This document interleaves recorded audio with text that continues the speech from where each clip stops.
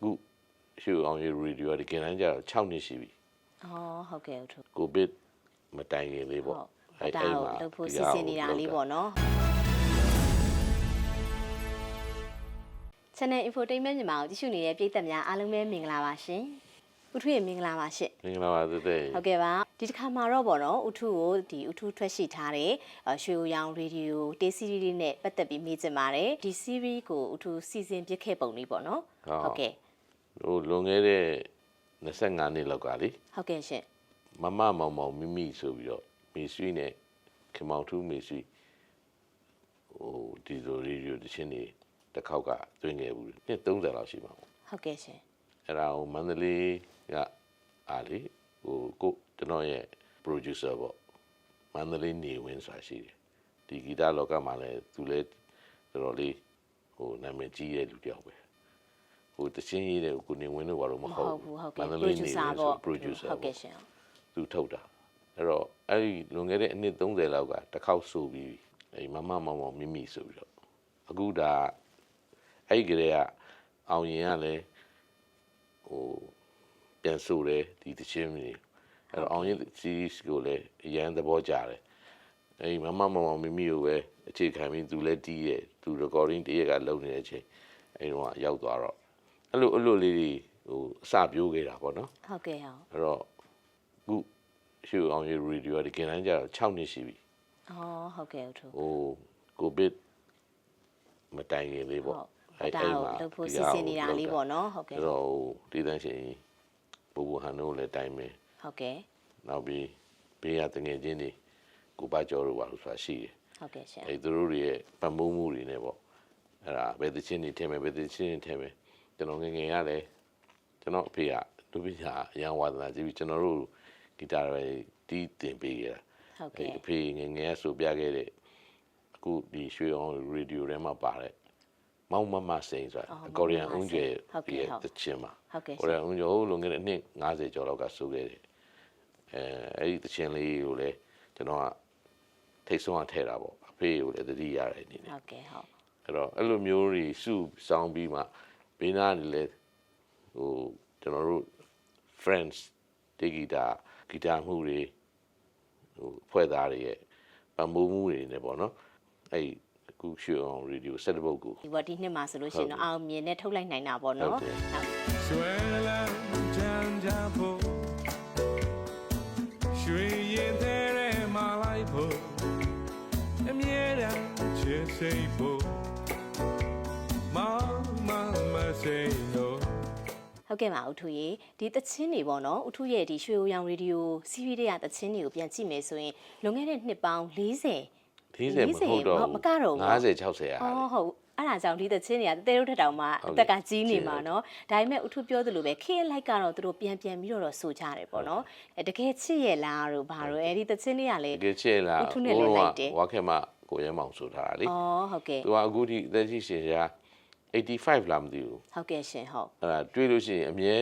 ကျွန်တော်ကိုချီးမွမ်းနေပေါ့ဟုတ်ကဲ့ဟုတ်အဲ့တော့ကျွန်တော်လည်းတအားရင်းနေတယ်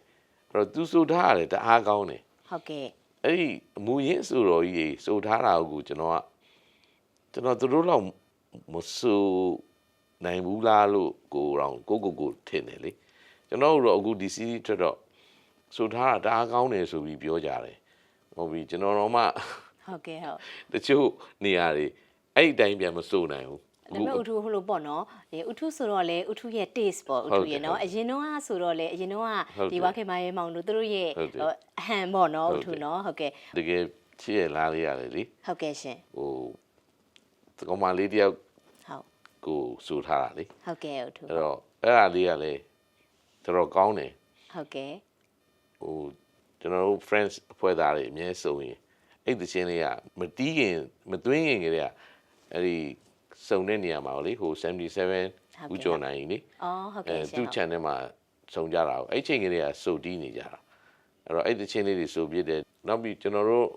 ဒီအဖွဲ့သားတွေကဒီသချင်းတွေကိုကျွန်တော်ကလည်းကျွန်တော် arrangement လေးတွေလည်းပါတယ်လို့ဟိုဥပဘဟန်အောင်ဝင်ပြီးတော့ arrangement လေးတွေလုပ်ပေးတယ်ဟုတ်ကဲ့အဲ့တော့အဲ့လိုမျိုးတွေကိုဝိုင်းပြီးတော့ပေါ့နော်ဒီဟာကိုဟိုပြုစုကြတာပေါ့နောက်ပြီး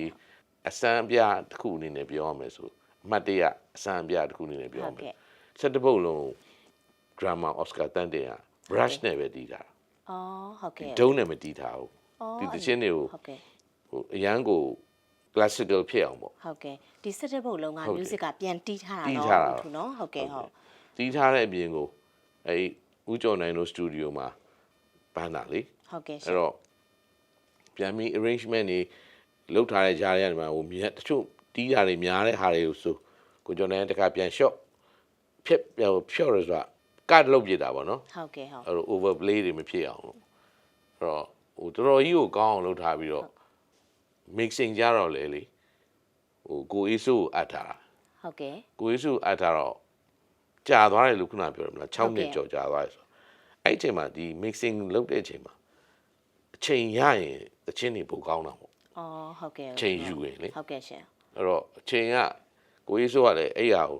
တော်တော်ကြီးကိုအချိန်ယူပြီးတော့သူလုပ်တာအဲ့တော့လေအဲ့ mixing လေးတအားကောင်းတယ် ဟုတ်ကဲ့ တကယ်ချင်းရဲ့လာခွဲမောင်ကြခြင်းလှတယ်ပြောပြောစမ်းမချင်းရဲ့ နောက်တစ်ပုတ်လေးတဲလေးပြောချင်တဲ့တခြင်းလေးကဘယ်မျိုးသူနဲ့မှမတူပဲဒါလေးကလေအရင်ကတဲတိတ်မကြဘူးဥထုရဲ့ဘသူရဲ့တခြင်းလေးလဲပေါ့နော်ဥထုဒါလေးရဲ့အမှတ်တရလေးရအောင်ဟုတ်ကဲ့ ဘယ်မျိုးသူနဲ့မှမတူဘူးမောင်းဆွေမွန်နဲ့တူတယ် အော်ဟုတ်ကဲ့ရှင်ဟုတ် နော် ဟုတ် အဲ့တော့ဟိုအဲ့တချင်းလဲအဲ့လိုပဲအဲ့တချင်းမှာပေါ့ခုနဥပဘူဟာဟို arrangement လေးကိုလေ ဟုတ်ကဲ့ chorus မှာဟို arrangement လေးပြောင်းထားတာ အော်ဟုတ်ကဲ့ တော်တော်လေးအဲ့ဒီတခြင်းလေးကလည်းလူကြိုက်များတယ် ဟုတ်တယ် ဟိုတနေ့ကဟိုခရီးထွက်တော့ ဟုတ်ကဲ့ အဲ့ဒီတခြင်းဆိုခိုင်းတယ်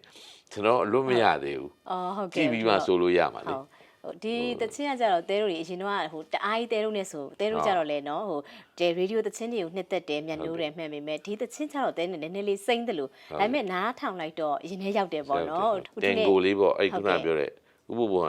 chorus မှာ ဟုတ်ကဲ့ တန်ကို style နဲ့တီးလိုက်ပါလားဆိုလေ အော် အဲ့လိုမျိုးလေးဒီပြောင်းထားတာ ဘယ်မျိုးသူနဲ့မှမတူတဲ့ကိုရဲ့ချစ်သူမဲ့ဘယ်မျိုးသူလဲတကယ်တီလို့ကြလိမ့်မယ် နောက်အမှတ်တရတစ်ခုဆိုရင်လေအမှတ်တရဆိုတာဟိုဦးလှထုတ်အကြောင်းပြောခြင်းလို့ အော် ဆန်း ရ ရ လေ လှ ဥ ထုတ် ထု လေ ပြောတာပေါ့ဥထု အဲ့ဒီမှာဒီခုသချင်းအခွေထဲမှာရွှေဝံရီဒူထဲမှာဦးလှထုတ်သချင်းနှစ်ပုတ်ပါတယ်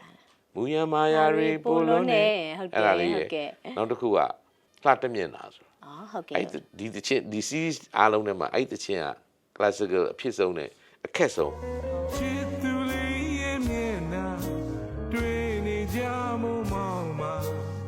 မမြင်ရင်မနေတာဖဲတဲ့ပူရတာ အဲ့ဒီသချင်းဆိုတော့ဟိုဦးသိန်းနဲ့မြန်မာပြည်ကိုသူ့ကားပေါ်မှာဖွင့်ပြတာ